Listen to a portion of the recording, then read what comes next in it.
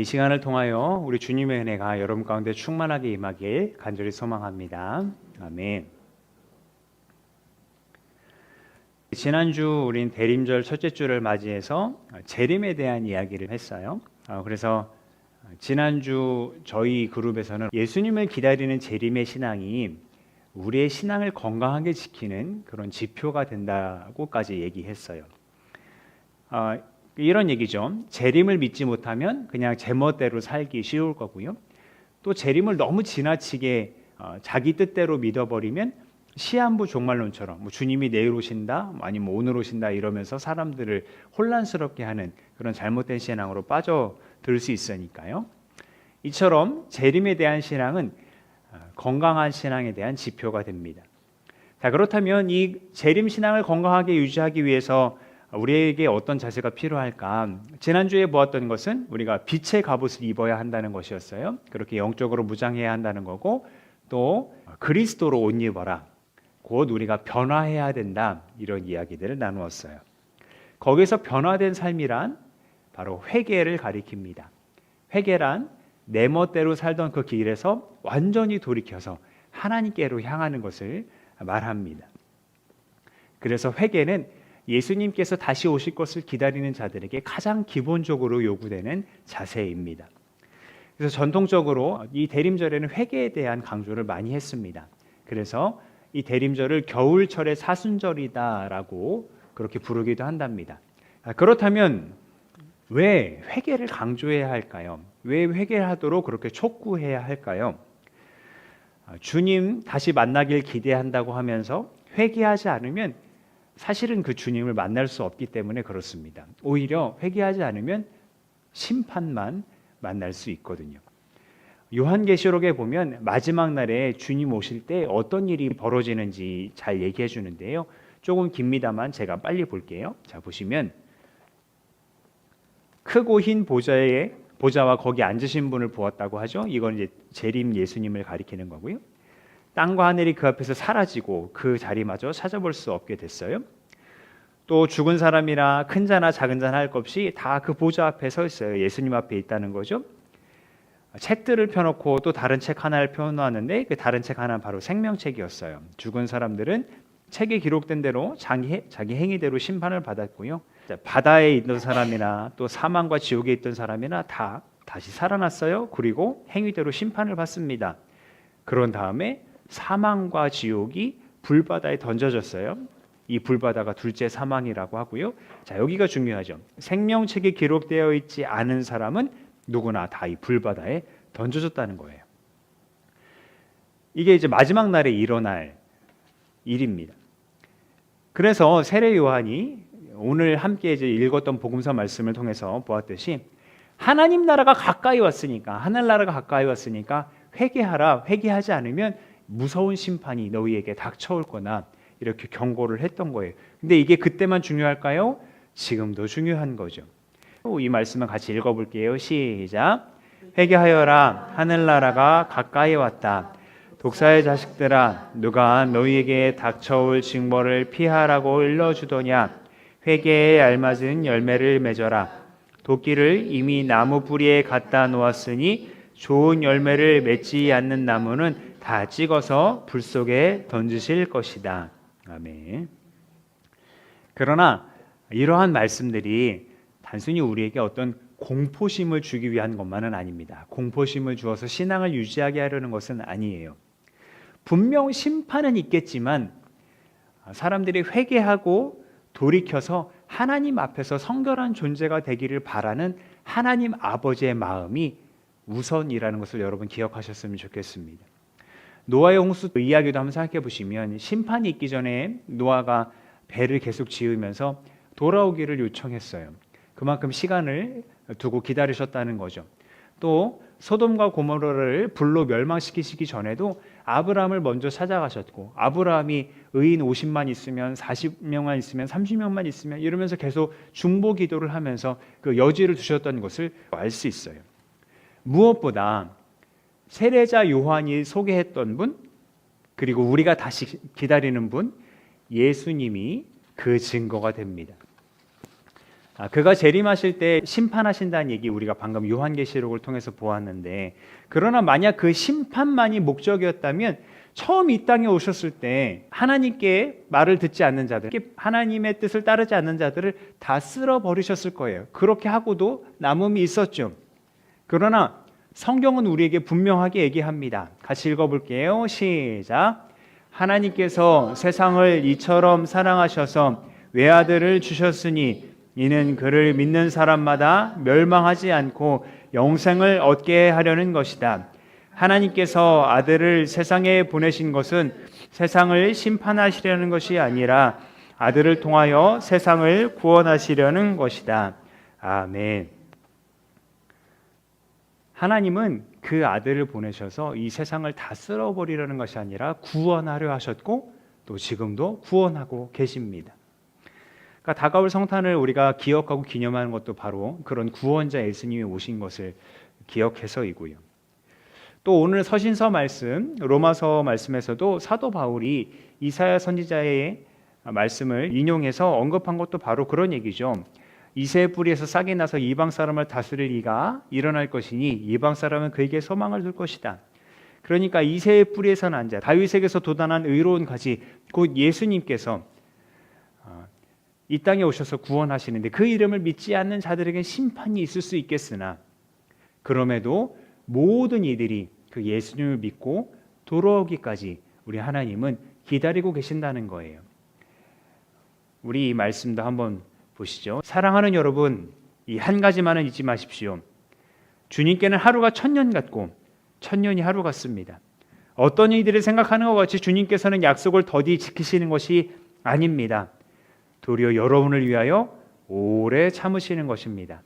하나님께서는 아무도 멸망하지 않고 모두 회개하는 데에 이르기를 바라십니다. 아멘. 그렇게 더더욱 우리는 우리에게 구원의 길을 보여주시고 또 그 길 자체가 되시는 그 예수님이 가르쳐 주신 복음을 따라 살기로 결단해야 할 줄 믿습니다. 우리가 끝까지 참고 인내하면 기다려야 될 텐데요. 그러면 회개하면서 그 회개에 알맞은 열매를 맺는 삶은 무엇일까? 빌립보서 말씀을 통해서 우리가 좀 살펴보려고 하는데요. 먼저 회개에 알맞는 삶, 이것은 다시 말하면 복음에 합당한 삶이겠어요. 그래서 하나님의 구원을 선포하며 살아가는 삶을 말하는 거겠고요. 또 예수 그리스도를 믿는 믿음의 특권을 누리기도 하지만 예수님과 함께 고난도 받을 수 있어요. 하지만 그것을 두려워하지 않고 이겨내는 삶이에요. 또 같은 생각과 같은 뜻을 품고 한 마음으로 겸손하게 서로를 높일 줄 알고요. 다른 사람을 돌봐줄 줄 아는 그런 삶입니다. 무엇보다 예수 그리스도를 본받는 삶이겠고요. 그 예수님을 주님으로 고백하면서 아버지께 영광을 돌리는 삶이에요. 그래서 두렵고 떨리는 마음으로 구원을 이루어가는 삶이고요. 그렇게 해서 하나님을 기쁘시게 하는 삶을 살아갑니다. 또 불평과 시비를 멀리하고 흠없는 하나님의 자녀가 되기 위해 서로 애씁니다. 그리고 주님께서 주시는 생명의 말씀을 붙잡으려고 애쓰는 삶이 바로 회개의 열매를 맺는 삶, 복음에 합당한 삶입니다. 사실 이 빌립보서 말씀 요약한 것은 우리 교회가 표어처럼 사용해왔던 말씀들이기도 해요. 다시 말해서 우리 한마음교회가 이러한 삶을 살고자 애쓰는 공동체였다, 이렇게 말씀을 드리려고 합니다. 그렇게 지내오다 보니까 벌써 10년이 꽉 찼습니다. 이런 시가 있더라고요. 이상하지, 살아있다는 건 참 아슬아슬하게 아름다운 일이란다. 이런 식구처럼 우리 교회가 10년 전에 이 지역에 설립된 이후에 아슬아슬하지만 그래도 꿋꿋하게 살아왔습니다. 부족하고 연약했지만 하나님 보시기에는 참 아름다운 모습이었을 거라 감히 고백합니다. 우리 공동체가 세워지고 지속할 수 있도록 도움을 주신 분들께 참 감사한 마음이 크고요. 물론 이 자리에 계신 여러분께 감사하는 마음이 더 큽니다. 여러분이 계시지 않다면 그리스도의 지체로서 이 공동체를 세워가는 기쁨을 누릴 수 없었을 테니까요. 무엇보다도 하나님의 은혜가 참으로 감사합니다. 우리가 고백하듯이 하나님은 전능하신 분이십니다. 그러나 혼자 일하지 않으시고 부족하고 연약한 우리를 불러서 이 지역의 사람들을 구원하기 위해 함께 일하자고 하십니다. 모든 영혼이 구원받기까지 쉬지 않으시는 하나님이시신데 그 일에 우리를 부르신 거예요. 우리를 부르시면서 먼저는 저와 여러분을 귀하다 하셨어요. 또 당신의 백성으로서 세상 가운데 담대하게 살아가도록 힘과 능력을 주셨어요. 또 당신의 일꾼으로 당신이 하신 놀라운 일을 증거하며 살아가도록, 선포하며 살아가도록, 영광 돌리며 살아가도록 하셨어요. 그래서 우리를 교회로 부르시고 교회를 세우셨고 교회로 살아가게 하고 계십니다. 이렇게 교회로서의 정체성을 확고히 하는 것과 또 맡기신 일을 감당하는 것은 우리의 머리이신 예수 그리스도께서 다시 오실 때까지 계속해서 이어질 겁니다. 예수님 언제 다시 오실지 확실히 모르지만 그럼에도 감히 또 다음 10년을 기대하고 소망해 봅니다. 다음 10년 기다리면서 다만 우리가 되새길 것이 있어요. 본받을 것이 있어요. 바로 세례자 요한의 자세예요. 오늘 복음서 말씀에서 본 것처럼요. 우리에게 펼쳐질 사역과 그에 따른 열매들을 우리가 기대하고 소망하겠지만 그것이 우리의 영광이 되지는 않을 겁니다. 세례자 요한, 광야에서 외치는 소리로서 수많은 사람들에게 회개에 이르는 세례를 베풀었지만 그럼에도 자신은 자기 뒤에 오시는 분, 곧 예수님의 신을 들기조차 그런 자격조차 없는 사람이라고 자기를 낮추며 예수님을 드러냈어요. 그래서 우리도 이제 다음 이어지는 10년 동안 오직 주님께만 영광 돌리는 그런 공동체가 되기를 바랍니다. 로마서 말씀에서 사도 바울이 한 이 기도문이 우리의 결단이자 또 고백이기를 바랍니다. 우리 같이 읽어보겠습니다. 시작. 인내심과 위로를 주시는 하나님께서 여러분이 그리스도 예수를 본받아 같은 생각을 품게 하시고 한 마음과 한 입으로 하나님 곧 우리 주 예수 그리스도의 아버지께 영광을 돌리게 해주시기를 빕니다. 아멘. 이 마음을 전제로 삼고요. 지난 10년간은 우리가 공동체의 색깔을 정하고 이 지역에 이런 교회도 있습니다. 알리는 데 힘써왔다면 이 다음 10년은 이 지역을 변화시키는 역동적인 걸음을 걷고자 합니다. 여러분 안 될까요? 어려울까요? 우리가 작다고 해서 우리가 믿는 하나님 작은 분이 아닙니다. 우린 여전히 연약하지만 우리가 앞으로 할 일들조차 그렇게 연약하고 작고 볼품없지 않을 겁니다.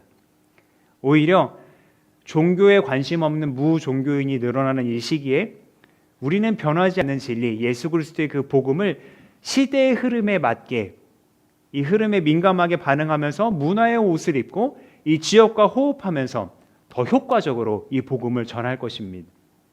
새로운 시대에 걸맞는 새로운 방법으로 복음을 전하고 그로 인해서 예수님의 제자들을 어김없이 만들어내고 새로운 형태의 교회를 세워가면서 이 지역의 하나님 나라를 이루어가는 혁신적인 공동체에 그렇게 함께 세워갈 것입니다.